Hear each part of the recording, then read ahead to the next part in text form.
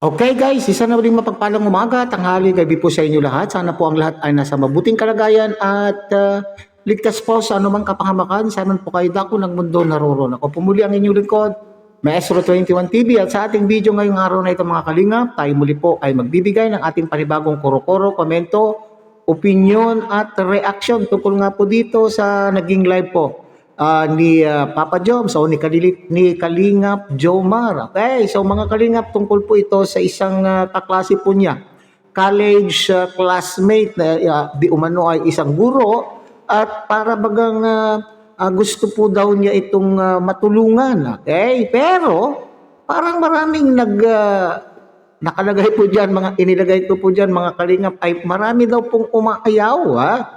Siguro naman po ay hindi umaayaw. Okay, sa aking palagay ay hindi naman po umaayaw po itong mga nag-comment na ito, itong mga netizens po na nakapanood po sa naging live po ni Kalingap Jomar, kundi para bagang nagtataka lamang po sila siguro. Ha? So mayroon lamang, nag-react lamang po sila doon sa sinasabi na bakit iyan po yung tutulungan po ni Papa Joms? Alam po naman nila pag sinabi po nilang teacher di umano itong gustong tulungan po ni Papa Joms. At ito po ay kaklase po niya nung college. At dati na raw po niya nga natutulungan, pero siguro yun ang ipinagtataka po ng ating mga netizens o itong mga supporters po na hindi naman sa umaayaw, kundi bakit ang teacher ang tutulungan? Di ba ang teacher ay mayroon naman pong regular na sahod, at the same time, ang pagkakaakala po ng ating taga-subaybay po ni Kalingap Jomar ay ang teacher ay malaki naman din daw po ang sahod. Pero depende po yan sa isang guro, mga Kalingap, kung saan po siya school nagtuturo, at kung anong sector po siya nagtuturo. Siya ba ay teacher ng private school, anong klaseng private school, at kung siya man po ay nasa government service or nasa public school system. Okay, so yan po yung ating pag-uusapan maya-maya ng konti mga Kalingap. Pero bago po yan, tayo muna po ay magbibigay po guys sa ama at founder po ng Kalingap, Kuya Bal Santos Matubang. At tangkilikin po natin Ate Edna Vlog, Kalingap Rob. At kung bagong silip lang po kayo, bagong dating lang po kayo sa munting channel na ito, sana po inyo rin pong tangkilikin sa pamamagitan po ng pagbibigay nyo po ng like, share, and subscribe. At tuloy pindutin na rin po ang notification bell. At nang sa ganon, tayo pa rin po ay magkita-kita at magsama-sama sa susunod pa pong mga reaction videos na ating gagawin. Likewise, may kalag shout out sa ating mga kasamahan po dyan sa Karepa Kalingap Reactor Partners, sa pamumuno po yan siyempre ng ating Presidente Javier De Leon aka Virador. At tangkilikin din po natin mga Kalingap ang ating mga kasamahang Kalingap Charity Vloggers, Kalingap Partners, lalo na po yung mga nariyan po sa iba't ibang Kalingap Landing Pad, mayroon po tayo sa ating bansa. Okay, so mga Kalingap, panoorin po muna natin ang isang maikling video clip na ating pong kinuha sa naging live po ni Kalingap Jomar. At ito nga po yung pagpapahayag po niya na yung kanya pong kagustuhan na matulungan yung kanya pong college classmate na isa daw guro. Okay, so panoorin po natin mga Kalingap. Kasi meron akong kaklase guys na nung college na ngayon po ay nagtiteach siya.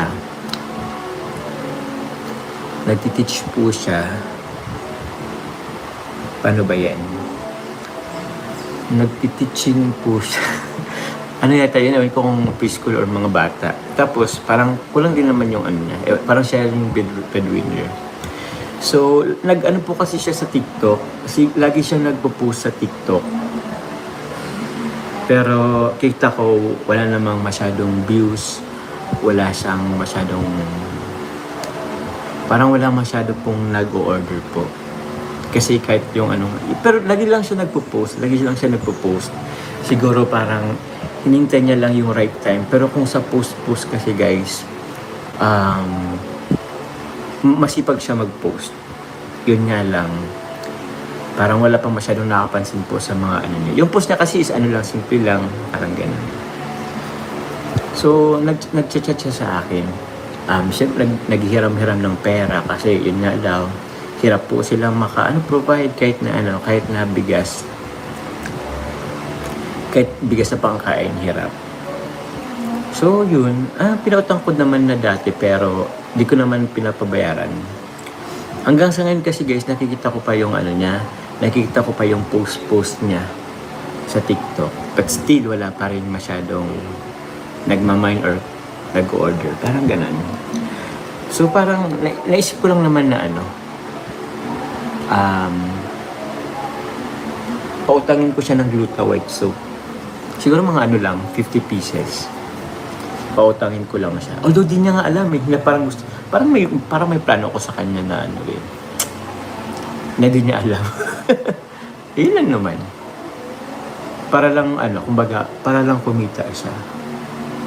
Ewan ko lang, parang nagbabaka sakali lang ako na kahit pa paano, medyo umangat-angat din yung Anyway, tingnan ko na lang. Pag nag-reply.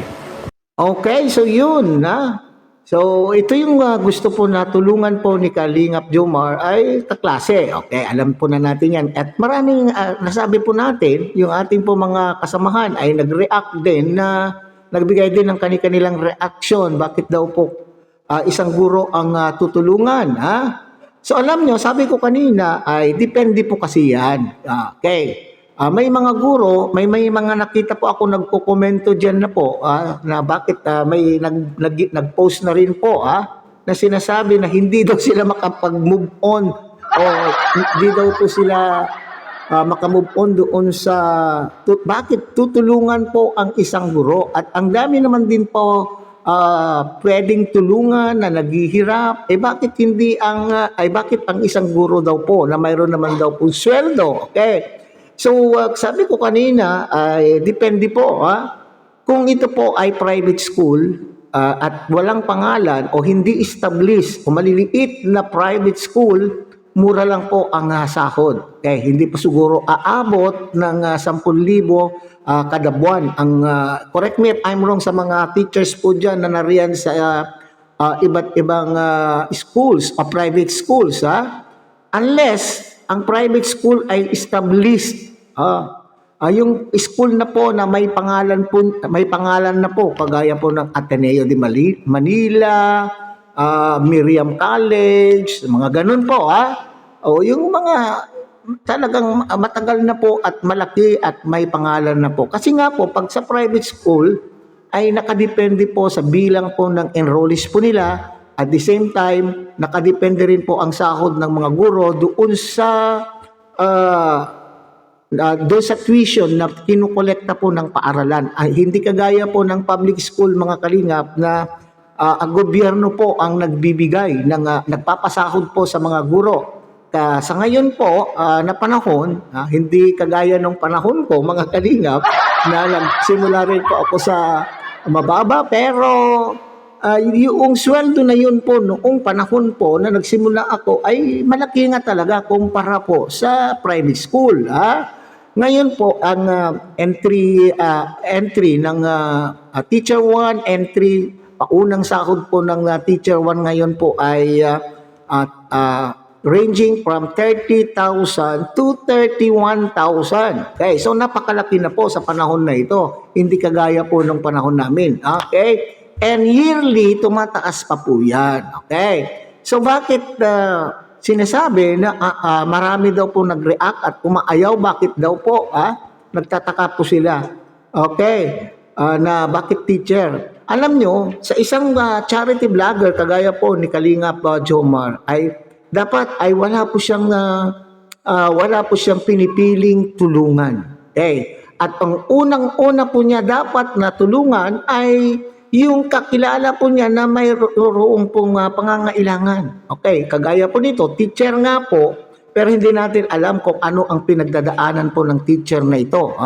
Okay, so according to Kalingap Jomar, noon pa man daw po natutulungan na po niya para bagang nanghihingi ng tulong. Maaring mayroon pong pinagdadaanan itong teacher na ito. Alam po naman po ninyo, ang teacher may extension, may extension ang kanya pong family. Maski sabihin po natin may asawa na at may sariling pamilya, ay may extension. Nandun po yung tutulong po siya sa kanya pong mga magulang, sa kanya pong mga kapatid, o sa kanya pong mga pamangkin. Ganun po talaga ang buhay po ng isang guro, mga kalingap. Kaya hindi natin alam kung ano ang pinagdadaanan nitong gurong ito na gustong tulungan po ni Papa Jones. At ang isang guro po, karamihan po ng mga guro minsan ay siya lang po yung, maski sabihin po natin may pamilya na pong sarili, ay minsan ang napapangasawa po ng guro ay mga walang permanenteng trabaho. Real talk, mga guro. Karamihan mga kalingap. Okay, so ewan ko kung yung iba po dyan ay ganun po ang pangyayari. Pero sa aking pong nakikita, lalo na po yung mga kasamaan po namin sa public schools, ay karamihan po sa kanila ay mga walang trabaho, or kung wala man pong trabaho ang kanila pong mga asawa ay walang permanente. Kumbaga ay on call. Ito yung extra po sa pelikula ang